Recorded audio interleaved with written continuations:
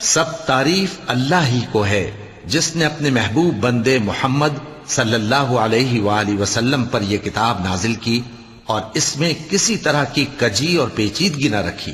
بلکہ سیدھی اور سلیس اتاری تاکہ لوگوں کو عذاب سخت سے جو اس کی طرف سے آنے والا ہے ڈرائے، اور مومنوں کو جو نیک عمل کرتے ہیں خوشخبری سنائے کہ ان کے لیے ان کے کاموں کا نیک بدلہ یعنی بہشت ہے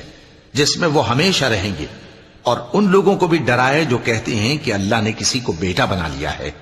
ان کو اس بات کا کچھ بھی علم نہیں اور نہ ان کے باپ دادا ہی کو تھا۔ یہ بڑی سخت بات ہے جو ان کے منہ سے نکلتی ہے، اور کچھ شک نہیں کہ یہ جو کچھ کہتے ہیں محض جھوٹ ہے۔ اے پیغمبر، اگر یہ اس کلام پر ایمان نہ لائیں تو شاید تم ان کے پیچھے رنج کر کر کے اپنے تئیں ہلاک کر دو گے۔ جو چیز زمین پر ہے ہم نے اس کو زمین کے لیے زینت بنایا ہے تاکہ لوگوں کی